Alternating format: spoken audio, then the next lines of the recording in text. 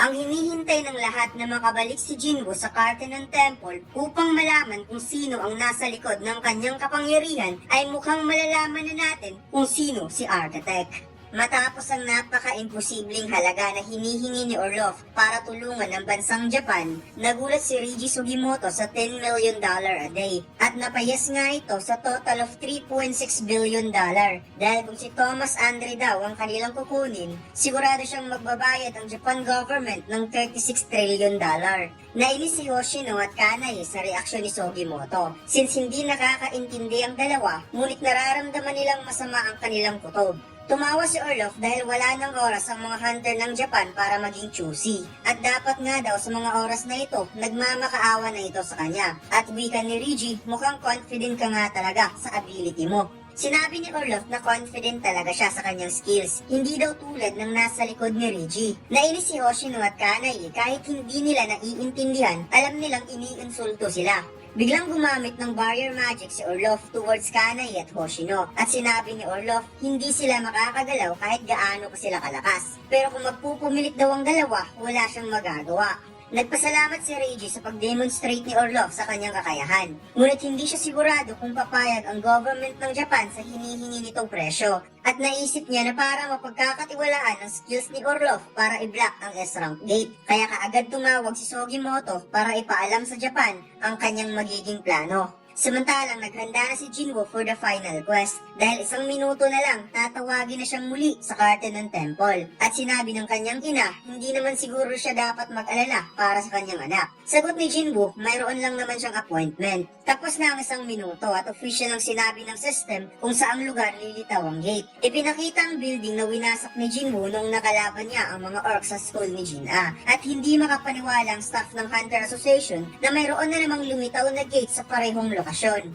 May bigla na namang pumasok na tao sa off-limit area at pinigilan niya ito. Ito pala ay si Song Jinwoo at tinanong kung gaano nakatagal ang gate nung huli itong nagpakita. Sagot ng staff, 3 days. Nainis si Jinwoo dahil parang pinaglalaruan daw siya ng system dahil sinabi nito magpapakita ang gate pagkatapos maubos ang oras. Ngunit 3 days na palang nagpakita ang gate. Sinabi ni Jinwoo, ang gate na ito ay napakamapanganib at wika ng staff, isa lang daw itong sirang gate. Tugon ni Jinwoo na kailangan ng pabalikin kaagad ang mga hunter dahil kung hindi, silang lahat ay mamamatay. Kaagad pumasok si Jinwoo sa gate at sinabing papauwiin daw niya ang mga hunter na nasa loob.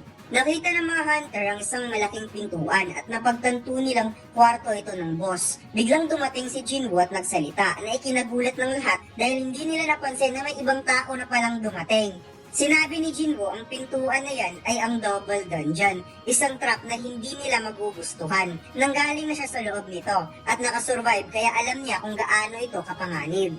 Sinubukan buksan ni Jinwoo ang pintuan, ngunit hindi ito mabuksan at sinabi ng system na kailangan niyang gamitin ang key para mabuksan ang pintuan. May lumapit kay Jinwoo at sinabing ang dungeon na ito ay binili ng kanilang guild, kaya walang karapatan si Jinwoo na paalisin sila. Kahit isa daw itong S-rank hunter, hindi si Jinwoo ang dapat magdesisyon sa raid na ito. Sinabi ni Jinwoo hindi daw niya pipigilan ng mga hunter at kung sino mang may gustong pumasok sa loob, malaya itong makapasok. Nagdesisyon ng hunter kanina na siya ang papasok sa loob at sinabi ng system na wala daw permit ang pumasok na tao sa loob ng Cartenon Temple at bigla itong inatake ng Colossal Knight na nakabantay sa pintuan. Buti na lang nahawakan ni Jinwoo ang kanyang armor kaya nakaligtas ang hunter. Sinabi ni Jinwoo ang nasa loob ng kwarto ay punong-puno ng mga creature ng katulad kanina na umatake sa kanya. Kaya tinanong niya ang hunter kung gusto pa ba nitong pumasok. Seryosong sinabi ni Jinwoo sa mga hunter na kailangan nilang lumabas ngayon din sa loob ng dungeon at ipaalam sa Hunter Association na sabihing ang double dungeon ay muli nang nagpakita.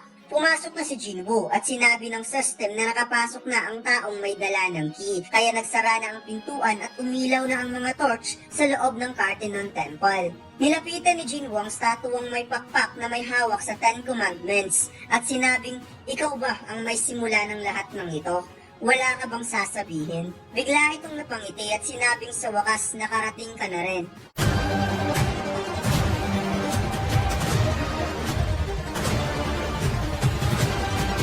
Subukan niyo maglaro ng Run Online Single 4 Episode 7 ang download link ay nasa ibaba. Maraming salamat mga lods. Lumipat ang eksena sa airport. Nakarating na si Orloff sa Japan at maraming mga reporters ang nag-abang sa kanya. Tinanong siya kung paano niya tatakpan ang S-rank gate. Sagot ni Orloff, napakadali lang daw at ginagamit niya ito palagi. Gagawa lang siya ng magic circle at pupunuin niya ito ng mana. Ang lahat ng nasa loob hindi na makakalabas. Natanong si Orloff kung kaya ba niyang i-hold ng matagal ang gate na siya lang mag-isa. Sinabi ni Orloff na napaka-imposible na masustain niya ang barrier magic na siya lang mag-isa dahil mauubusan siya ng mana. Subalit ang magic barrier ay mag-a-absorb ng mana galing sa surroundings na may nakaset up na mana crystal sa buong lugar ng Tokyo. At kagaya lang daw ito ng pag-start up ng engine na nangangailangan ng gasolina.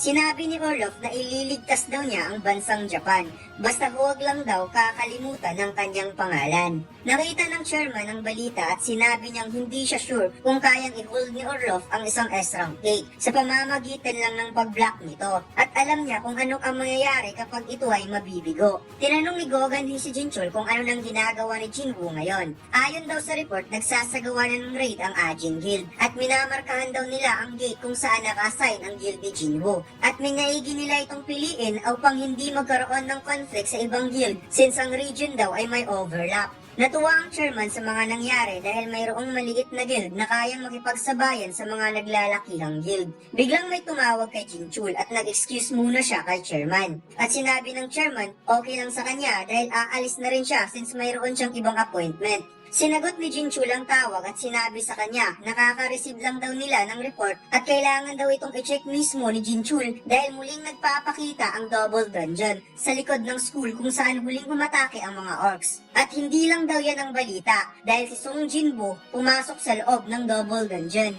Samantalang ang statuang kaharap ni Jinwoo, nagsimula ng gumalaw at nag-expand ang dalawang pakpak nito at ngayon ay naging 6 na. Binasag nito ang bato kung saan nakasulat ang 10 Commandments. Naisip ni Jinwoo kung bakit binasag ang tablet ng 10 Commandments at mukhang wala itong kwenta sa simula pa lang. Sinabi ng statua, mayroon daw itong halaga, ngunit hindi daw yun importante. Sagot ng ating bida, ikaw ba ang tumawag sa akin? At sagot nito, siya daw ang tumawag kay Jinwoo. Tinanong ng ating bida kung isa ba itong monster. Wika ng statua, mali daw ang tanong ni Jinwoo. Dapat ang itatanong daw niya kung sino siya. Dagdag pa nito na ito na yung final test ni Jinwoo. Kapag nakatayo pa rin ito pagkatapos ng test, sasabihin daw niya ang lahat at bibigyan niya ito ng reward. Habang ang mga Colossal Knight nagsimula ng humakbang towards Jinwoo. Tinawag ni Jinwoo ang Shadow Soldier, ngunit bigla itong nag-snap at sinabing hindi daw yan pwede sa kanyang final test dahil gusto lang daw niyang masubukan si Jinwoo at hindi siya interesado sa ability nito. At kahit recovery status, hindi niya magagamit at hindi daw makakalabas si Jinwoo kung hindi matatapos ang final test. Malapit na ang mga Colossal Knight at napansin niyang kaya pa niyang ma-access ang inventory. Ngunit bigla siyang inatake ng isa sa mga Colossal Knight, buti na lang nasalo ni Jinwoo ang weapon at kaagad niya itong binali pagkatapos inahagis pabalik direkta sa ulo. Tumalon si Jinwoo papunta sa weapon na inihagis niya para mas lalong bumaon ang weapon sa ulo nito. Samantalang may sumunod na umatake sa kanya gamit ang palakol. Kaya kinuha ni Jinwoo ang dalawang dagger at parang dumaan lang sa kanya ang palakol dahil walang kahirap-hirap itong hinati ng ating bida. Tumalon si Jinwoo papunta sa kabilang knight at kaagad niyang ibinaon sa ulo ang dalawang dagger. May pumana kay Jinwoo ngunit iniwasan lang niya ito ng kaunti at hinati niya ang arrow sa dalawa pagkatapos hinipan niya ito pabalik direkta sa ulo ng Colossal Knight. At makikitang parang tinamaan ng shotgun ng ulo ng knight mga lords. Nasihan ng statua at sinabing na-achieve daw nito ang tunay na kakayahan sa katawan ng tao. Subalit maaga pa daw para matapos ang test, kaya nagulat si Jinwoo sa kanyang nasaksihan dahil tumayo ang statua ng gods upang sumali sa laban. Lumipat ang eksena sa Hunter Association. Personal na pumunta kay Gogan ang chairman ng Hunter Association ng Japan na si Shego Matsumoto. Ibinigay ni Matsumoto ang isang papel kung saan nakalahad na ginive up ng Japan ang share nila sa mga Essence Stone na makukuha sa Jeju Island. Dahil ang kapalit nito, gusto nilang i-hire si Song Jinwoo upang tulungan silang isara ang S-rank gate na lumitaw sa gitna ng Tokyo. Humingi ng pasensya ang chairman dahil hindi niya magagawa ang request ni Matsumoto. Si Jinwoo ay isang individual na hunter at hindi siya affiliate ng Hunter Association. Wika ni Matsumoto, alam daw niya ang bagay na yan. Subalit hindi nila kayang makontak si Jinwoo kaya humihingi sila ng tulong kay Goganhe na makausap niya ng personal si Jinwoo. Naisip ni Goganhe, hindi siya makapaniwala na kaya nilang i-give up ang malaking pera para lang makausap si Jinwoo. At hindi naman daw ito masamang offer considering sa pinapakitang performance ni Jinwoo. Sinabi ni Goganhe, gusto niyang makausap si Matsumoto na walang interpreter. Kaya nagulat ito dahil kaya palang magsalita ni Goganhe ng Japanese. Nasa labas na ang dalawang escort at sinabi ni Goganhe, ang kanyang ama ay may maliit na negosyo sa Japan nung maliit pa siya. Prangkang sinabi ng chairman kung may plano na naman si Matsumoto na gumawa ng isang walang kwentang trick, sinasabi niyang itigil na kaagad ang plano nito. Nagtaka si Matsumoto kung anong ibig sabihin ni Goganhe. Wika ng chairman, narinig daw niya ang rumors patungkol sa Blade Guild na pinutol na ang fund nito sa Hunter Association at tumatanggap na lamang ang association ng subsidies galing sa Japan government. Nagtaka si Matsumoto sa sinabi ng chairman at hindi niya mapigilang mag-react sa nalalaman ni Goganhe. Ipinaliwanag ng chairman, ang Blade Guild ay ginagamit ng Hunter Association para sa pansariling kapakanan ni Matsumoto. Since wala na si Ryuji, hindi na niya magagamit pa ang Blade Guild. Kaya nawalan ng kontrol ang Hunter Association since nagkakaroon ng conflict sa pagitan ng iba pang naglalakihan ng guild ng Japan. Kaya kailangang harapin ni Matsumoto ang responsibilidad bilang chairman. Ipinakita ni Goganhe ang isang black box receiver na nakuha sa bangkay ni Ryoji Goto. At sinabi niyang sa tingin daw ni Matsumoto na hindi niya alam ang lahat. Well, nagkakamali ito. At kapag may palabas daw ito sa publiko, siguradong lahat ng tao sa Japan ay sisisihin ng Japanese chairman ng Hunter Association. Nagiba ang aura ni Goganhe at dinurog ang receiver na hawak niya at winasak na rin pati ang table na nasa harap nila. Sinabi ni Goganhe na dahil daw sa pakana ni Matsumoto, maaaring ang bansang Korea ngayon ay mararanasan ng matinding crisis o di kaya sa buong Asia. Kaya kailangan daw magpasalamat ni Matsumoto kay Song Jinwoo. Dahil kung wala si Song Jinwoo mga lods ay posibleng ubos na ang S-Rank Hunter ng South Korea pati na rin ang buong S-Rank Hunter ng Blade Guild dahil lang sa pakana ni Matsumoto. Samantalang si Jinwoo patuloy pa rin nakikipaglaban sa mga Colossal Knight at nararamdaman niyang parang walang katapusan ang mga statuang ito. Biglang napansin ni Jinwoo ang statua ng god na umiilaw ang mga mata at napagtanto niyang huli na ang lahat para iwasan ito. Ginamit ni Jinwoo ang Commander Touch upang hawakan ang tatlong Colossal Knight para gawing shield sa laser beam ng statua ng god. Nag-upgrade ang Commander Touch skills ni Jinwoo at naging Commander Authority. Ngunit sa pagbaba ni Jinwoo ay kaagad nag-follow up ng atake ang statua ng god. Ngunit kaagad naman itong naiwasan ni Jinwoo since nasa baba na siya. Ginamit ni Jinwoo ang speed skills upang mabilis itong makalapit sa statua. Ngunit sinubukan itong apakan siya. Hindi tumama kay Jinwoo ang pag-apak ng higante sa sobrang bilis ng ating bida. Kaya tumalon si Jinwoo papunta sa itaas upang makalapit sa ulo. Subalit kaagad naman itong nag-follow up ng laser beam attack. Ginamit ni Jinwoo ang Commander Authority upang mahawakan ang balikat nito. At kakaiba ang upgraded Commander Authority dahil noon nahahawakan lang niya ang kalaban sa malayo at ngayon parang mayroon na itong hindi nakikitang tali na pwede niyang hilain. Nakarating na si Jinwoo sa balikat ng statua at kaagad itong nag-unleash ng 1,000 cuts towards sa mukha nito. Ngunit ngumiti lamang ang statua kay Jinwoo pagkatapos ng 1,000 cuts. Napansin ng ating bida na hindi niya ito kayang patayin sa pamamagitan ng slash, ngunit may naiwan namang scratch sa mukha nito. Tumalon si Jinwoo sa mukha ng statua at hinawakan niyang scratch. Pagkatapos hinanda ang kanyang malawan punch man na kamao at pinakawalan niya ito direkta sa scratch mismo ng mukha upang wasakin ang mukha ng statua. Napangiti ang main statua na may control sa lahat dahil na-counter daw ni Jinwoo ang kanyang creation. Habang muli na namang nagpakawala si Jinwoo ng napakalakas na suntok at makikitang nag-wave ang mukha ng statua sa lakas ng impact ng suntok ng ating bida.